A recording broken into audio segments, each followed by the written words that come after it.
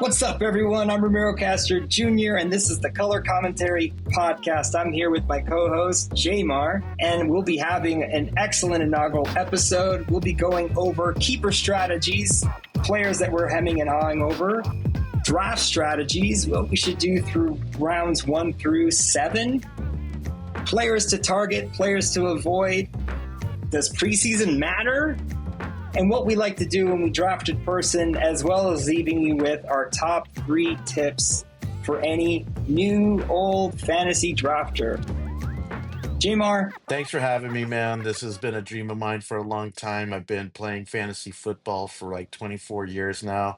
And to do it with someone like you, Ramiro, who's as equally passionate about the game and the fun of the real fun attached to fantasy football, it's a lot of fun. I'm excited to be a part of it. I've been wanting to do this. I've been playing fantasy football for over 10 years. I've been listening to podcasts. I wanted to do this all last year because I felt like I'd found some kind of rhythm in my teams. I won 2 out of my 3 leagues last year, and I spend way too much time on this. I might as well, like every American, make a podcast about it. When you asked me to join you in this podcast, Ramiro, I went and I did my homework, and I've been with the same league since 2001.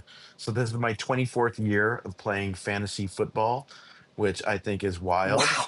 I started playing fantasy football in my early 20s, early to mid 20s there, for the first time. So I played rotisserie league baseball. That's something I did in high school.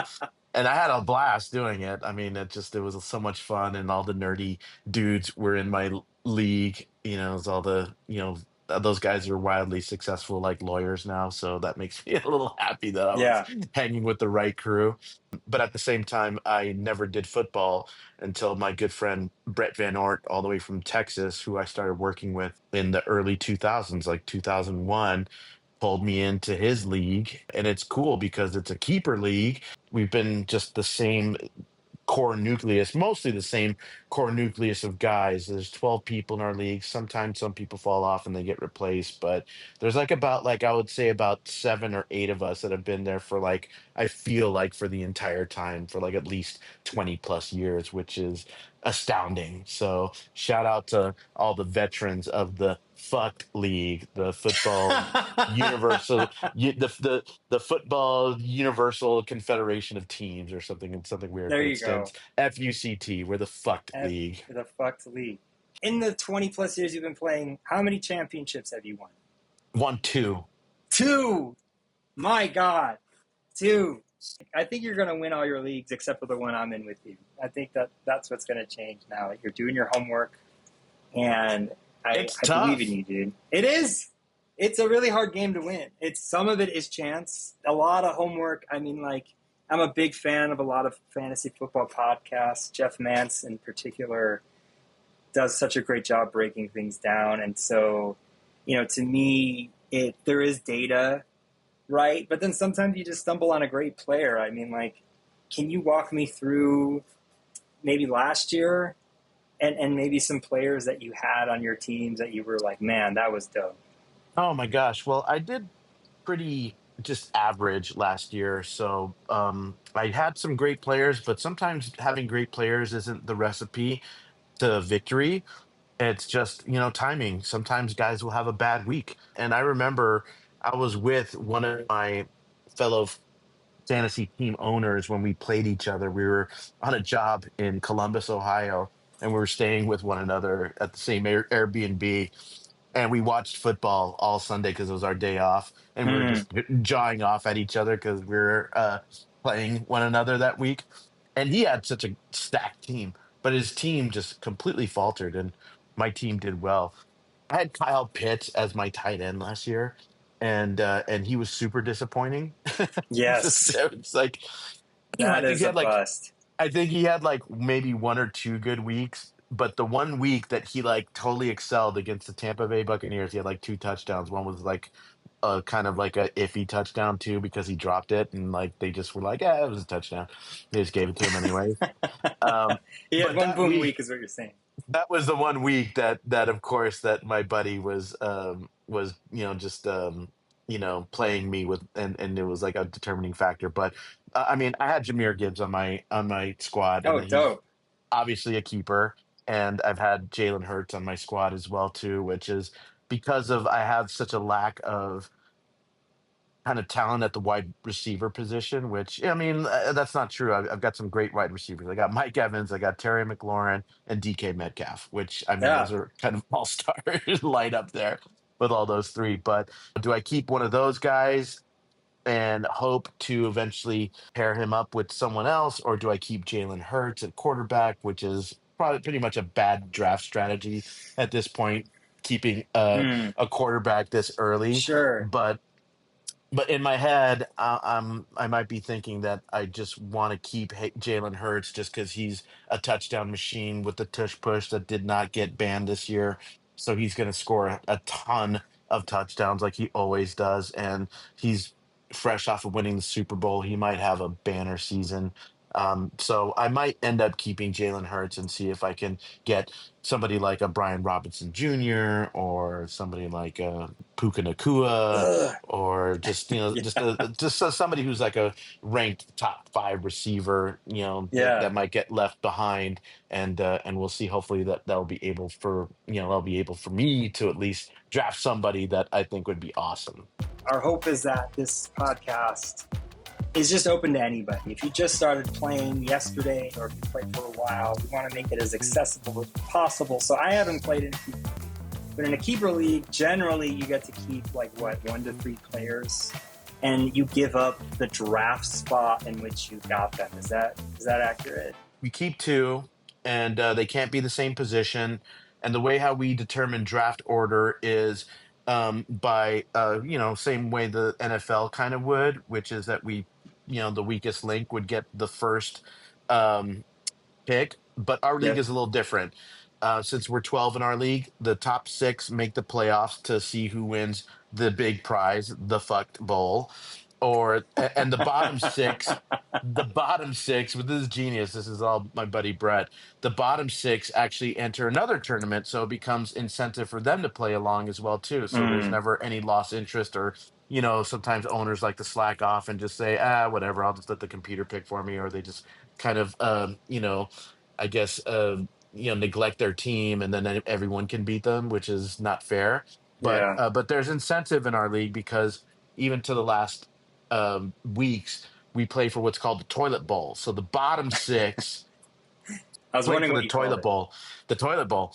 And so whoever wins the toilet bowl in this sort of like, tourney of losers, they would get the first draft pick. Whoever wins the toilet bowl gets the first pick in the draft the following year.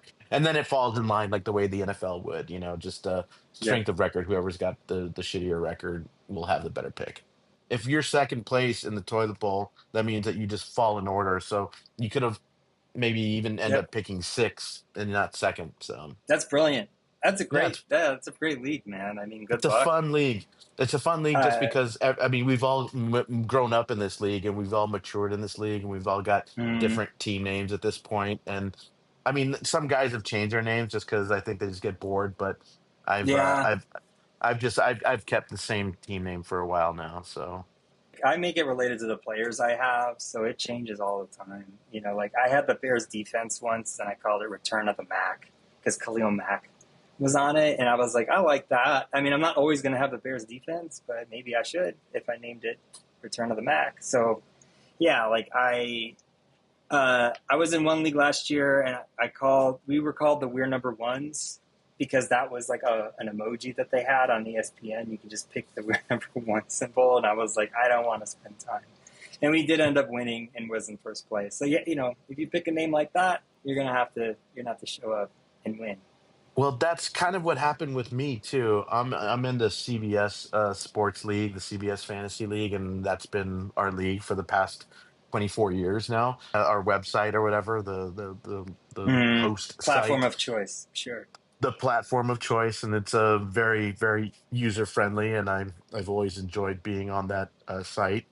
But in order to name a team, I was like, well, I guess I should pick a logo first. And back in the early 2000s, they had this like weird like like just kind of like this melted pizza animation, and it looked disgusting. Like it looked awful. It looked like the worst piece of pizza ever. And I was like, why would they ever want to put this as a logo for a team? So naturally, I chose it, and my team became Ass Pizza. So I've been as pizza for most of my fantasy football playing career, with the exception of 1 year. Do you remember 1 year there was a tight end for the Minnesota Vikings? His name was Visanthe Shiancoe. No. You don't What, remember Visanthe Shiancoe? This no, is I quite a while don't. ago. This is a while So, ago now. so Visanthe Shiancoe, he was a tight end for the Minnesota Vikings, and he was a decent player. The Vikings won a dramatic home game, or I think it was a home game, and so I believe it was CBS, they cut to, the coach talking to the players in the locker room like they always do. But, the cam op, I guess the wide angle lens was just a little too wide. And Vicente Chianco had already like dressed down for the occasion. And like his honker, his like big, like 9 inch, flaccid penis was broadcast for the entire world that was watching that game to see. Mind-boggling. So Wow. this is a thing. You can Google it, dude. Yeah, Visant. I'm If going. you Well, Google, I may not want to, but no, but Google it. It's Visant Shianko's penis, Vikings, whatever. It's a thing. It happened. So that 1 year that it happened, I changed my name to Visant Shianko's penis. there you That was go. just the name of my team. And I got a call from one of the fellow owners that was like, dude, you can't call yourself that. That's just, come on, man. And I was like, really? I was like, What? it's hysterical. It's super funny. He's like, dude, I can't tell my son that I got beat by Vicente Chianco's penis on Sunday. And I was like, that's hysterical. So I kept it for the whole season. But then I went back to Ass Pizza after that. I couldn't really You could have visualize just said the myself. acronym. Like, I don't know what Shianco is. It a C or an S? V, I mean, v, v, v, VSP. VSP, man. VSP. VSP had another good day. You can't believe VSP, man. VSP, I'm sure it's VSP has huge. had several good days, man. Knowing that professional athletes are pretty much, idolized so hard like lords in our society. So I'm sure Vicentienko. I wanted to drill down into your keeper league and your dilemma a little bit more. So Sure, you have Jalen Hurts. I do. You have who else on your team that you're trying to keep? I got Jamir Gibbs that I'm definitely keeping as my running back because everyone's just, pretty high on him, Stoked on him. including myself, right? I'm super high on Jamir Gibbs. He's going to have a fantastic season, and let's just hope that I mean, look, that's the hope, right? I mean, sometimes injury happens, sometimes bad play happens, and just you never quite know what can happen. So I'm stoked that we're able to keep Jameer Gibbs, but my dilemma, of course, like you were saying, do I take Jalen Hurt? Do I keep Jalen Hurts, or do I keep Mike Evans or Terry McLaurin or DK Metcalf? A lot of fantasy experts will tell you to keep a wide receiver, but Jalen Hurts being the touchdown machine that he is, and his stats prove it, his fantasy numbers prove it, his fantasy scores prove it. The guy is a stud. I'm weighing those options now, whether if I keep Jalen Hurts and just kind of see which I actually picked fifth in my draft this year, which isn't bad. So I just, maybe I can get a more talented receiver that has a little bit more longevity than Mike Evans, DK Metcalf, or McLaurin, who McLaurin just got off of the physically unable to perform list, but he also has contract disputes with the Washington Commanders. And, Mm-hmm. he's also got a split time now with Debo Samuel. I mean, there's a lot of kind of like maybe potential downside there. Not saying that he's going to have a bad year if he stays with the Commanders, because obviously Jaden Daniels is a Yeah. stud. Obviously, we'll see what happens. Well, like We'll see. to go like the wideouts you have left, Mike Evans is like fifth, maybe fourth rounder wideout. Like he's not going to go off the first 3 rounds. I don't think. Same thing with No, McLaurin, and he's getting discounted every day, like you're saying. He's got a lot of things that people aren't super excited about. DK Metcalf is a question mark with Aaron Rodgers being his quarterback. in a new team. Like, is he the exalted one and gets all the points or not? And A those, again, like, a run heavy team too. a run So heavy team, 100%. So it's like yeah. none of them crack the third round. Jalen Hurts could be a third or fourth or even a second round quarterback, depending on if people get quarterback happy in your league right away. I'd keep Jalen Hurts, man. Like, I think you can pick up a wideout for sure in the first round right And away. there could be a lot of guys left available on the board that are scoring pretty high on the pre-draft, list of several experts. Guys like Malik Neighbors, potentially Drake London, Lad McConkey.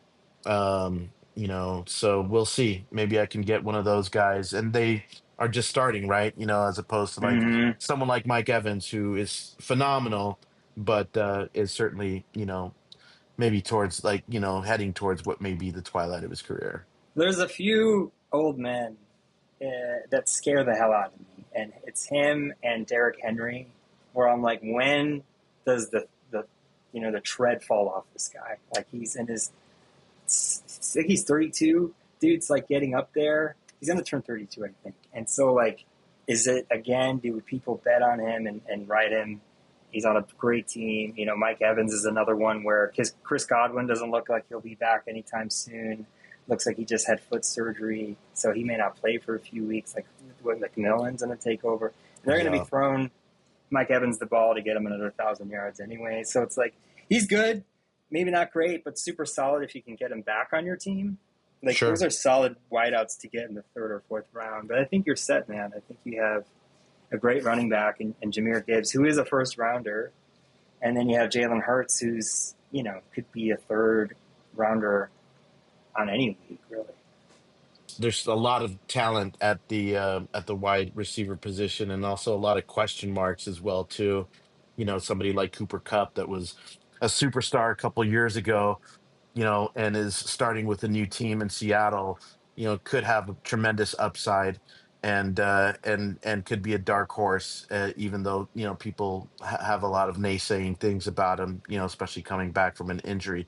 But you look at somebody like in Carolina, Adam Thielen, somebody from He's last always year. somehow great. He's another old man that just keeps showing up to work, carrying Everyone points gave for up on everybody. that guy. I picked Adam Thielen at the beginning of the season last year, and then I dropped him in free agency because he just wasn't producing. Yeah, he But then, of wasn't. No, course, once our guy Bryce Young started getting reps in, started getting more comfortable with that offense, he was throwing the ball a little bit more smoothly, and of course, Adam Thielen's numbers just went up, and he became a awesome late round kind of free agency pick for a lot of people.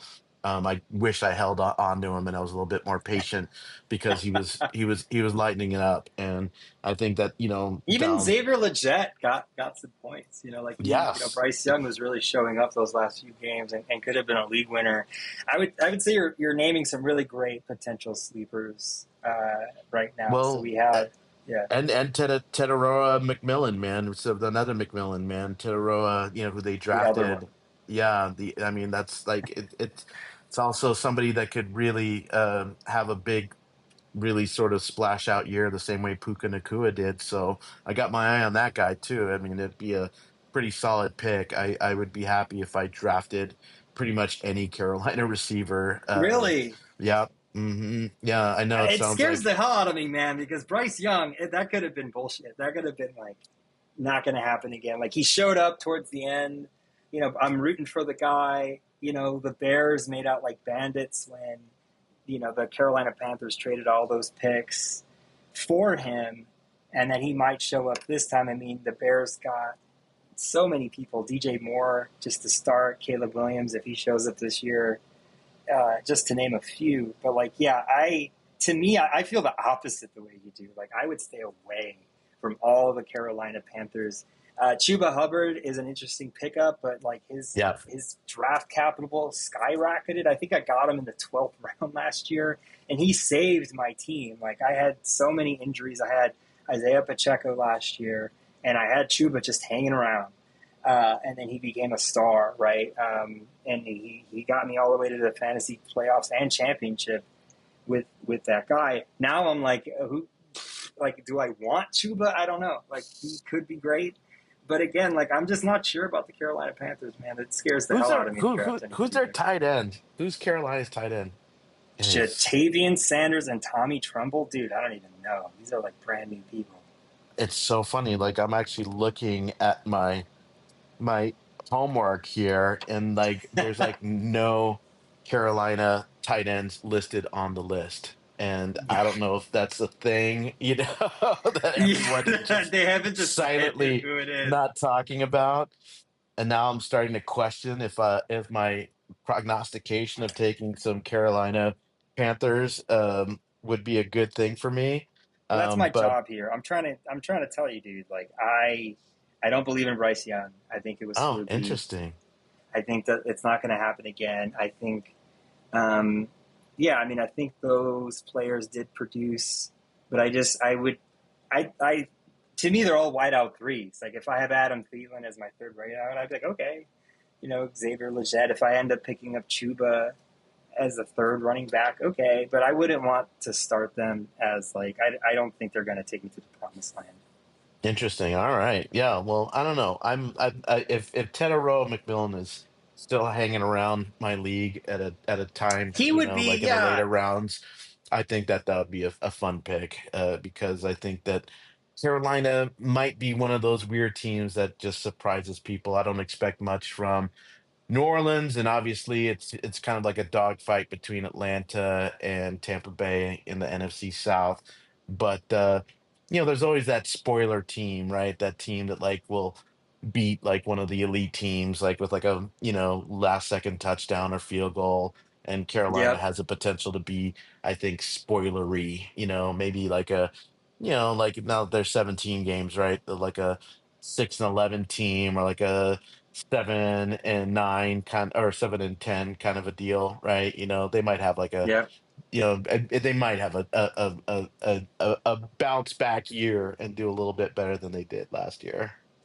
I mean, I hope so, J-Mar, because like I'm looking at the top 150 players according to Draft Sharks, and I'm scrolling, and I have yet to find a Carolina Panther in the top 70, and I keep going, and I'm like, when will it happen?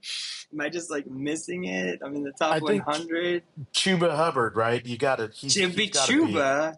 Yeah, So let me just yeah, put. I mean, like, how? he's got he's got to be up there somewhere, right? Because he's definitely somebody that Yeah, Chuba's worth. I mean, he's worth something. So I think I might have missed him.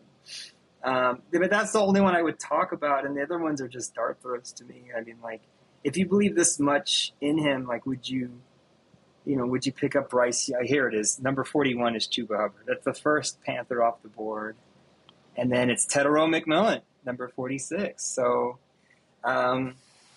there's a lot of belief there that he might be the number one wideout for that team, and then we have Old Man Thielen, who might spoil that party. And I think he will. I think that that's so much. I mean, like, there's so many talented rookies. Like, Tedero McMillan is up there in terms of wideouts, but there's so many. The wideout class is not as great as it was last year. This is the running back class, right? Like, that's what I've seen. J-Mar, this is our first episode. People are getting ready to draft. People celebrate. They get together. It's completely virtual. Like, for our fans of this sport we call fantasy football, like, I would love to talk about our draft strategies. Like, you've been Sure. drafting for 20 years. Like, what is your, like, round one strategy, 2, 3, 4? We could start with the first 5 and go from there, and I can let you know what mine is as well. Because I'm in a keeper league, we get to keep 2. I'm in a unique position where, as we discussed earlier, where I'm going to keep a quarterback, which isn't advisable at all, But when your quarterback is Jalen Hurts and you're kind of got some wide receivers that may be getting a little bit older, got to think about the future. So I think it's just a no-brainer. I'm keeping Jamir Gibbs as my running back. I'm keeping Jalen Hurts as my quarterback. And my very next pick, I got to get a wide receiver. If I don't hop on that wide receiver train and try and get one of the top, 12 guys in the league, then I'm going to be hurting. I need to pick up a good wide receiver. After that, fourth and fifth, I usually just like to draft the best player available at that point, because at that point I could either pick up my RB2 or my WR2 or a tight end. That's also a thing too. I think it's advisable, like at least in years past, to pick up a tight end, hopefully by round six, because if you don't, then you're kind of left with like a little bit of the bottom of the barrel tight ends who might have a good week one week and then have like be completely quiet the next week. It's a gimme when it comes to that point. But if you obviously draft somebody like George Kittle, Sam Laporta, even somebody like Travis Kelce, who people are expecting to kind of have an off year because of his age, and maybe the KC Chiefs not meeting expectations, but you want somebody good there that's going to be consistent, at least clear at least 10 points a week for you, Yeah. just to add something to the pot. And if a tight end can have a bang up week, like, I know that Kittle, there's been a couple weeks where he's like had like 3 touchdown weeks, and he's just a big bonanza for whoever has him.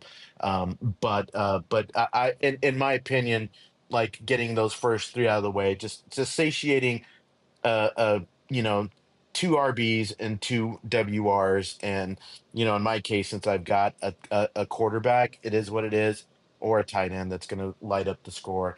The thing with quarterbacks, as we know, you want to draft them later because there's such a, cachet of awesome quarterbacks in the league that can really have, potentially awesome years where they're just, lighting up the scoreboard. Guys like Brock Purdy, Bo Nix, even Matthew Stafford, or potentially somebody like Drake May, guys like that can JJ McCarthy. That's a gamble, but guys that we're thinking Sam Darnold, guys we're thinking that can potentially have big years, and you can get those guys in later rounds. You don't necessarily have to have your Joe Burrows or Lamar Jacksons or your Pat Mahomes or Baker Mayfields. Those guys can potentially be gone by like round six in a lot of drafts. So certainly Josh Allen and Jalen Hurts and Jaden Daniels should be off the board by that point too. So that's my draft strategy. What's your draft strategy? I'm curious to hear yours. First and foremost, in a point per reception league, most are that way now in ESPN and other leagues. You want to get that wide out first. There are some very tempting running backs up the top of the board, but they can more likely to get injured, and a lot of them have a lot of tread. They don't have as much tread left. The second pick, if you can lock in a second elite wideout, and so you're looking for in that range. You're looking for like an Eagles wideout. You want somebody who's going to be awesome. So like a Nico Collins, someone who like, it's like a magnet to them. You want to try to get two wideouts. However, I often see it that people love wideouts too, like when they draft. So by the time, if I'm picking 6 or lower, you may not be able to get two wideouts right away. So last year I would do like wideout running back or running back wideout. That way I have like two really awesome people at that role. So I do like a hybrid approach of like round 1 and 2, you want an elite wideout and elite running back because you're going to start running out of those elite players once you get into rounds 3 and 4. And so once you hit 3 and 4, I think you could definitely get some great value wideouts there. So I would go like wideout, running back, wideout for sure in the top 3 rounds. The 4th round, that's where there's another set of running backs from like 4 to 6 round that you can pick up. And then I have two like competing philosophies. You either sacrifice round 3 and you get that awesome quarterback. I'm talking about like Josh Allen, or Jaden Daniels. If they're still available. If they're still available, because a lot of them will start going in round 2. Like round 2, you'll get Josh Allen gone. You'll get Lamar Jackson, who's most likely gone by the end of round 2. You get into round 3, then you're going to Jalen Hurts, Jaden Daniels, and then you're going into Joe Burrow. So the top 5, if any of those 5 are available in round 3, you want to jump all over it. If you're not getting them in round 3, then you can basically wait forever. You can wait all the way till like, I don't even know, 7, 8, 9. And you can pick up one of these awesome quarterbacks, like you're saying. The one I would aim for, if you're not going to get one of those 5 awesome quarterbacks, is Justin Fields. Like, he runs, he throws, he's set up at the Jets right now. Garrett Wilson and him played in college. Like, I think Justin Fields would be awesome. So, like, you can wait forever, get Justin Fields, and just stack your team. I agree with you. You need a tight end before round 6 or 7. They're going to start to go away, and I would be targeting the old men. Like, I would be targeting Mark Andrews or Travis Kelce, because I think people are doubting them this year, and you might be able to pick up one of those old stalwarts. So you brought up two interesting things that I want to talk about, actually. And one is, let's just start with the point you made with Justin Fields. Now, Justin Fields, was the QB at Pittsburgh last year, and he held on to that starting role after Russell Wilson went down with an injury, and it was kind of bookended, right? He had like I don't remember how many weeks he was starting at the helm. I believe like maybe like about 6 weeks there, right? And then he got benched Yeah. again for Russell Wilson. Now, is it just because you think maybe that Pittsburgh was running an offense that wasn't conducive to Justin's style? Or, he also didn't really necessarily light up the scoreboard. He got victories, which is great, but he didn't necessarily light up the scoreboard either in any spectacular way, which I think is probably one of the reasons why Pittsburgh sort of moved on from him mid-season and in favor of Russell Wilson. Which it's interesting that they both got traded to the New York market, and we'll see even if Russell Wilson would be the starting QB week 1. I actually caught a preseason game, and all the New York Giant quarterbacks look pretty impressive to me. Jackson Dart and even our boy, that guy, Tommy DeVito. Tommy DeVito. Tommy fucking DeVito. But Yeah, that story. I'm not talking about Tommy DeVito. I'm No? talking about our boy from Florida State, Jameis Hold Winston. on a second. Jameis You're Winston. talking about Jameis Winston. You're not even talking about Tommy Cutlets. I Jameis think, I mean, Winston, yeah, he's a video game kind of quarterback. He could score like 6 touchdowns and still lose the game. he looked incredible in preseason. I was like, the Giants are kind of stacked at quarterback now. I don't see how Russell Wilson or Tommy DeVito can survive. I mean, if I go into that week 1, I'm like, I'm having serious thoughts of like perhaps even starting, Jackson Dart right away, man, because he looked pretty sharp in that What? and that. Anyways, we took a segue. We took a Preseason? segue there. Preseason? We're talking about Preseason, preseason? No way. preseason. I don't think so, man. I think Russell Wilson's going to keep the job. I hear you about Justin Fields, that maybe like they weren't super stoked about him. He won games. He scored fantasy points. I had him. I picked up Anthony Richardson in my previous league. I dropped him for Justin Fields, and he helped me win every game I started, and I was super disappointed that they benched him for Russell Wilson. I think that Justin Fields is going to surprise people. I think he's like my late quarterback to target. If not for him, I would definitely go with Bo Nix. I think Bo Nix is just maturing great with the system over there in Denver, Sure. the chemistry he had with Cortland Sutton. So, like, what I don't like is he doesn't run that much. He does run a little bit. Like, a Drake May runs a little bit more. But those are like, yeah, you're really kind of guessing at that point. I didn't want to be too much of a homer, but Caleb Williams, again, has so much hype with the Yeah. new system, the new coach. Sure. Like, I think that Caleb Williams could be a sneaky one, but Yeah. I picked him up last year also, and it didn't help. So I had Anthony Richardson and Caleb Williams, and I was just like bankrupt at quarterback. It was Sam Darnold who ended up being my quarterback and leading me to my fantasy championship. I don't know if he's going to do it again. I don't know if it's just a Vikings fluke. But yeah, like those are the first 6 or 7 rounds, J-Mar. And then after that, it's sort of like dealer's choice. Like I think you should just gobble as many running backs as you can, sprinkled in with some rookie wideouts up until like round 10 or 11. And then, once 12, 13, 14, 15, 16 comes, I think you should be getting your insurance running backs for your star running backs, and maybe some rookies there too. If you have IDP, your defensive player should go there. Obviously, you need to draft your defense and kicker at the end.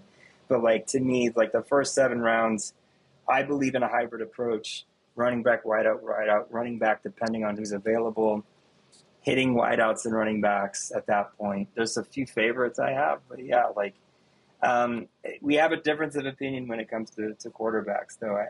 I'm excited since we're both in the same league, which Yeah. quarterbacks we end up with. Bo Nix and Caleb Williams are two guys I would be happy to have on my squad for sure. I think that would feel a lot more secure having those two other than Justin Fields, Then but we'll Mr. see how Fields. Justin Fields does. Yeah, man, we'll see how he does. I think it's a big gamble there because he's untested, especially after being Sure. benched in Pittsburgh. But we'll see. Maybe he has some You're upside changing with my the new mind, man. I offense. mean, you're changing my mind. I mean, what about the rich man's Justin Fields, Kyler Murray? Like, would you be more Oh, comfortable with him? nope, nope, Nope. nope, nope. I like Kyler Murray. I like him as a person, and I've seen him play before, and he's pretty amazing. But there's just so much kind of like strange sort of like inconsistency with Kyler. Unfortunately, he's one of these Mm, quarterbacks that you're like, oh my gosh, he could light it up, or just weeks that he just doesn't really have it, right? And I mean, he's got Trey McBride, who just is like a reception monster. He's got yep. Marvin Harrison Jr., who is his potential to be a reception monster. So I mean, he's obviously got targets and he's got weapons. So it'll be interesting to see how that changes him. We'll see if he's matured as a quarterback, and because he's so fast and nimble, right? We all love watching when he runs the ball. But can that be counted on to produce all your fantasy numbers? We'll see. I would feel more comfortable having Bo Nix in my backfield than Kyler Murray. Once again, that's I think Yeah. everybody's got their choice and their preferences and their feel, right? It's kind of like when you're at the horse track, you're like, which horse am I going to bet on? Which one's giving me the right energy? Like, some people, Kyler Murray might be giving the right energy to some people, and it could be what they go with and what ends up winning their leagues. Little choices like that. Would you be more comfortable, going drafting, wide receivers like Calvin Ridley or Darnell Mooney or Debo Samuel, guys you might find like somewhere in the mid rounds, as opposed to a solid RB1 or RB2, somebody like an Alvin Kamara or a Kenneth Walker or James Conner, even. Just curious where that lands in your strategy.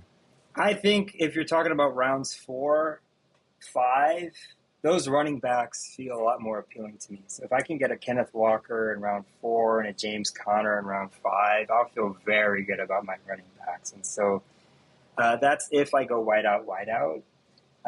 If there's a few wideouts that I really like a Cortland Sutton, that might change my mind if someone hasn't scooped him up yet. But there are definitely like running backs that I'm targeting in like those rounds 4 through 6, where like Alvin Kamara, I'm gonna pass on. Like I don't think the Saints are gonna have a good year. So like I know he's done great in fantasy in the past, but like I would not want him. I would rather take Calvin Ridley than Alvin Kamara. But like, yeah, I mean, there's some good eating to me rounds 4 through 6, depending on how everybody's drafting. If people are grabbing running backs like crazy, you have to adjust to how people are drafting. Every draft's going to be different. But like to me, the earlier the better for wideouts. Like I think almost like the opposite of you. Like get your wideouts as early as you can, and then get those running backs. There's some sneaky ones that I think they've lost sort of love for, like Brees Hall. I think he's going to have a great year, and you can get him in round 4. Would you be scared seeing running backs like drop off your board? I mean, at that point, I mean, that's kind of what happens to me when I start seeing good running backs like start to disappear. I'm like, oh shit, I gotta draft a running back. Like it's just it becomes like this like if you're like in a plane and like just like some red lights buzzing at you, you're like, oh man, I've been drafting all these wide receivers. I should probably draft a running back because I'm starting to see kind of like the scraps that are sort of left behind. Do I want to end up with a Ramondre Stevenson as my RB2, or somebody like Cam Scatabo, who's relatively unproven, you know, Yeah. right? So I Great just like name, unproven. I like well balanced teams. So I feel like, to go back to your question to me, which Mm. is that, I like to satiate my picks by having all my requirements fulfilled. And if I've got a bang up RB1 and RB2 and WR2, I feel like at that point, I feel like the rest can sort of fall into place and hopefully get a good tight end out of it, which there seems to be more talent at that position in this draft in than it has been in a while. So, especially with all the rookies and potential talent that has come out of college. I mean, Brock Bowers, his first year lit it up, and now everybody loves him. And but that doesn't mean that guys like TJ Hawkinson or Mark Andrews or Travis Kelsey can't still put up good numbers as well too. I try not to panic when players start coming off the board. I have a strategy. I really like a hybrid approach if I get a wideout running back or running back wideout because I feel kind of satiated. I've got a great one on each of those key pieces, and that way I don't feel like I'm missing out anywhere. But, I really do think you can get running backs for a while, even like a J.K. Dobbins in Denver, right? I think he could have a good year and be a good running back too. So to me, it's like you can go as early as you want quarterback, except for round one, and get those elite quarterbacks to just anchor your team in a good place. You want to pick up some key wideouts and players that you think have upside. Like I think you definitely should have each round you should have at least two players that you're targeting, and if they're there, pick them up. To me, a McLaurin is someone that I would pick up early because everyone's kind of like losing their minds and think he's going to not be on the team, or like you're saying, Deebo Samuel's going to eat his lunch. But to me, it's like the McLaurin Jaden Daniels connection is real, and I would pick him up at probably round 4, maybe even round 3 if he's there, just because I really believe in the talent. So if I had around 6 or 7 pick, and I pick up like a Amon-Ra St. Brown, and then I go with having McLaurin, I feel good about my wideouts 1 and 2. And then I just got to start thinking about quarterback. And then I still think there's enough running backs. So, I think we have almost we definitely have a difference of opinion with running backs. Like, I'm not as into the elite ones. Just to bring another point that you just mentioned, which is that's the Terry McLaurin thing. That's a big kind of sticking point in my keepers. Do I keep Jalen Hurts or do I keep Terry McLaurin? I mean, I can't get rid of Jamir Gibbs, obviously, but it's been something that I go to sleep at night thinking, what if I kept McLaurin instead of Hurts? So, I mean, because I agree with you, I watch a lot of NFL, and especially the guys that are on my fantasy football team, and I like to study them and see how they play and how they interact with their teammates, just to see if what's the upside there, and McLaurin definitely is the real deal. Do I think that Debo Samuel's gonna eat some of that lunch? I maybe, or that's either gonna make Jaden Daniels that much more dangerous and produce more. The Commanders are a dangerous team. We'll Yeah. see if they repeat and go back to um, if they go back to the show again. It's be interesting NFL season for sure. The Philly looks strong. That O line's incredible. They could repeat easily. The Rams look good to me. A lot of people kind of picking them as a dark horse pick. Is there a team that really sticks out for you? Man, I love my Raiders, but it's always so hard, just being a Raiders fan. But obviously, they've got some interesting people that you could pick from there. Brock Bowers being at the top, and certainly, Ashton Genty looks like he's primed to have a pretty good NFL career, and also our guy. Oh my gosh,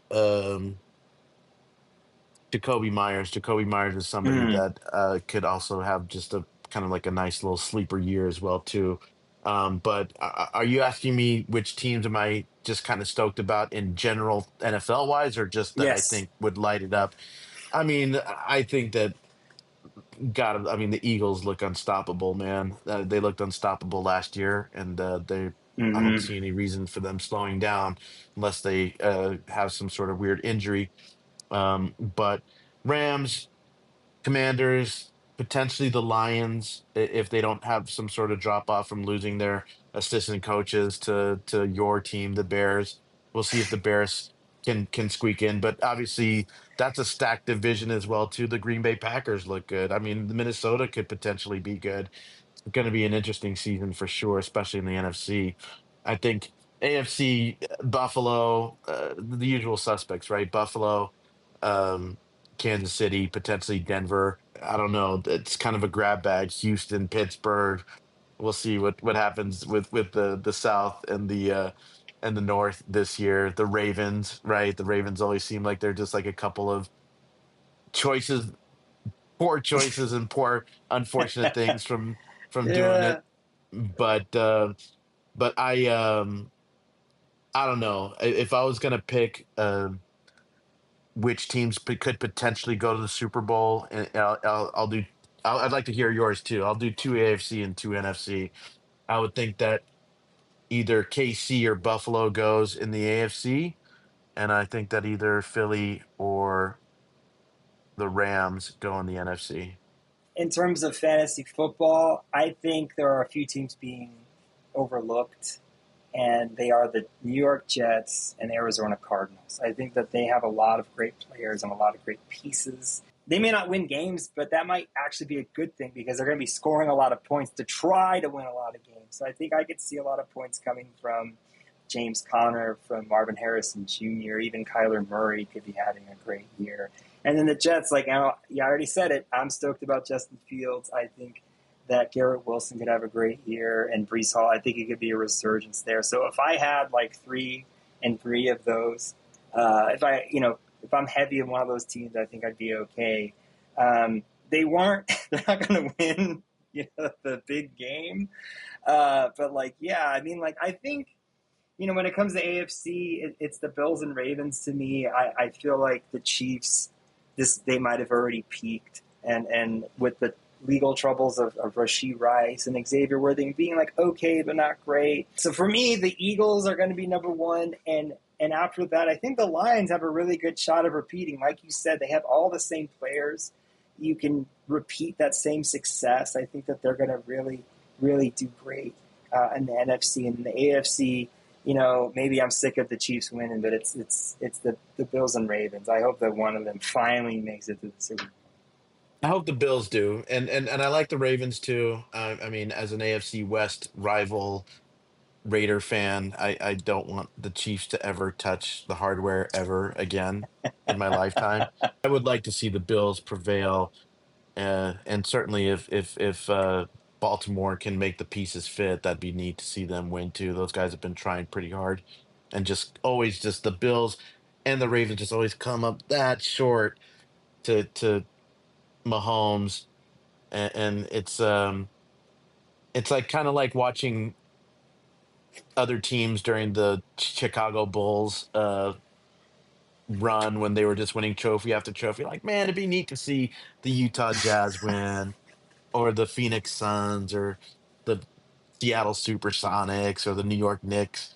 Like those good teams with good people, but they just never got that hardware just because, just the guy Michael Jordan was untouchable, and certainly Patrick Mahomes paired with Andy Reid, pretty untouchable. We'll see what happens. For the NFC, I believe it's going to be the Eagles number one and then the Commanders number two. Like Jaden Daniels is going to repeat, and he's not going to be able to get over the hump. It's going to be Eagles in the Super Bowl again. And then the AFC, my heart says Bills and Ravens. And really, I think it's going to be Chiefs and Bills again, and hopefully the Bills can squeeze it out. So, yeah, like it'll be an exciting season. Like you said, your favorite team, the Raiders, there's some potential there with Genty. There's some potential there with their new quarterback. And the Bears, they just won their preseason game 38-0.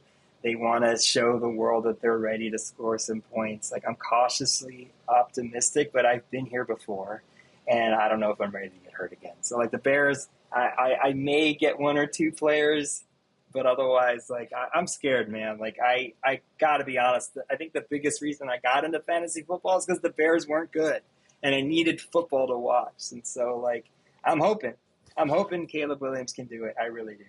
That's a great point. That's one of the reasons why I even got into so much into fantasy football, because the Raiders were so bad for so long that I had zero interest in watching football week to week until fantasy football really offered this new perspective. And now I watch every week. I just like, even when I'm working, I still got my phone, kind of like, sucks that I have to work on a Sunday or Monday or night or whatever, but I'm still keeping like on those little moments when I can check my phone. I'm keeping up on the scores and certainly my team as well too. That's a great point to bring up because I was forced into not forced, but Uh, I'm glad I got jumped into the fantasy football gang because I now watch it every week. so this is going to be the last week of the preseason. And I know there's a few teams I want to watch and see if they're going to put any starters in. The Jets being one of them. I do want to see if Justin Fields is going to be playing and how well he's handling the ball. Are there any games or players you're looking for in the last game of the preseason? Well, being a Raiders fan, I got glimpses of Ashton Genty playing the San Francisco 49ers, which was a lot of fun. He looks like he can truck some defenders over, and he's very powerful, quick, elusive, hard to tackle back. So I'm excited to see what his potential is and what his upside is. I usually don't watch too many preseason games, but I like watching the highlights.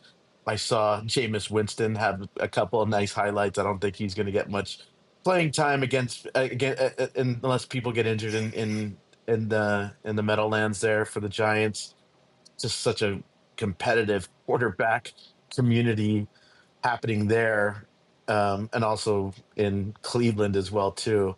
So it'll be interesting to see how all these sort of depth chart rankings shake out by the end of preseason and see who's left standing. That's always kind of a nice sort of thing to kind of look out for. But certainly it would be interesting to see which guys get left off the table and which guys end up on the starting team. For me, as long as good players don't get hurt preseason, I just kind of throw it all away. Like, it is good to watch some of the players, like the Bears again, like had a good few drives in the beginning. But yeah, I mean, preseason's still preseason. With the drafts coming up, J-Mar, are there any rituals or any things you do to prepare yourself for the draft? I'm part of a keeper league, like I mentioned, and part of our ritual is that we like to meet up as a group and we like to, bring fried chicken and, fruit salad and, snackies, chips, Doritos, and all get together and just cut it up as adults. We're there's only guys in my league, but I mean obviously we're open to whoever, so that maybe one day we'll have a woman in our league, which would be awesome. But just for the sake of explaining what our process is like, it's just all our guys get together and we have a lot of fun and we make a party out of it, and it's competitive, and that's kind of my ritual there, is just having that nice slice of time to devote to talking with friends and talking football. And we always laugh. It's always a riot with those guys, so I can imagine hopefully it's like that for a lot of people, or it's interactive. And that's kind of the perks of being in a keeper league, is that you just become friends with everyone in your league. Totally. I'm a bit of a fantasy football journeyman in the sense that, like, I have I have leagues that are there for work, but then if that job goes away, like, so does the league. So I'm always looking for a new league to join. I've joined a couple new ones. I'm excited to be one with you, J-Mar, and with your friends who seem to be doing it for a while, and it's going to be in person. My favorite thing to do is to get people in person, and we can go to a bar and just get the adrenaline going, get the the talk going and seeing who drafts who. And my favorite was I was with a group of teachers, and my wife and I shared a team. And so we're sitting there like talking to each other and saying, who should we pick next? And that was an awesome time. So like, yeah, I do it for the in-person stuff, especially up top. And then when you meet them at a bar later or in the middle of the season, you just talk about how well or not so well you're doing and the mistakes you've made. So like, yeah, it's like most people, I believe, like you're doing this to keep connected with those who you care about or people you just get along with. Top three tips to lead our listeners with. 1, get an elite quarterback, please. Aim for Josh Allen, Lamar Jackson, Jalen Hurts, Jaden Daniels, even Joe Burrow. If you have that piece in your team, you will have so much more room to think about other problems your team might have. If your quarterback is not good, you are going to have a headache the whole year. And I had that last year, and I was able to write the plane because Sam Darnold somehow had an awesome year, but I wouldn't count on it. That's tip 1. Tip 2, running backs get hurt. Draft as many running backs as you can. So backups of your stars, rookies, just, front-loaded. You can live with 4 or 5 wideouts, but please do get at least 6. Get the max of running backs you can because they're going to get hurt. Assume that. Don't think that your star running back's going to last all year. I've seen too many times where they get hurt. And then finally, I think that tight end is just overrated. I think you'll survive and pick somebody up. So in my opinion, you don't have to draft them early. I did draft Sam Laporta early last year, and he did good at the end. But I think overall, the position, you can wait on it, pick up a rookie or pick up somebody, and you'll be okay. Alrighty, I'll give you my top 3. Number 1, don't drink and draft. It's number 1. I once went to one of our gatherings for my draft, my league, and like had a couple beers, and like I was like picking up like defenses like in round 8. Like it just like like the ridiculous things seem to make sense after a couple beers. So if you're gonna draft and you're actually serious about your draft, serious about winning, don't drink and draft. Well, if you're not serious about it, it's more fun. Have a couple beers, do your thing. That's fine. My second strategy is I'm gonna counter your strategy, which is I think you got to pick up a good tight end at least by round 6, round 7. I feel like because there's so much fresh talent, so much new talent that those guys might go off the board fairly quickly, and you just will end up with a tight end that doesn't produce or somebody that is just kind of like a middle of the road tight end who's either on their way out or just not producing. So just get yourself a tight end that produces hopefully by round 6 or 7. Make sure you got a decent backup quarterback too. I mean, you could wait till the late rounds for that to happen, but you'll see all the elite quarterbacks start to go away by at least round 8, round 9. So just make sure that because quarterbacks also get hurt as well too, as we saw with Russell Wilson and Tua Tagovailoa. There's a lot of guys out there that have issues, but if you're gonna draft a QB, make sure it's somebody that can produce. That has a backup, right? You got a good QB1, but then your QB2 is somebody that you can slide in there and say, all right, great, my QB1's out. I've got a decent QB2 to take over for him. All right, that's our first episode. J-Mar and I will be here weekly now that the football season's really in gear, and we're excited to talk about our battles, both in our own league and with others, and we cannot wait for you to listen with us. Please do subscribe and follow us on socials, and we cannot wait to begin and to compete against each other and to know what you all think of this. Ask us questions, ask us anything. We'd love to hear from you. Happy draft day to you too, Ramiro. Happy draft day. Happy draft day, J-Mar.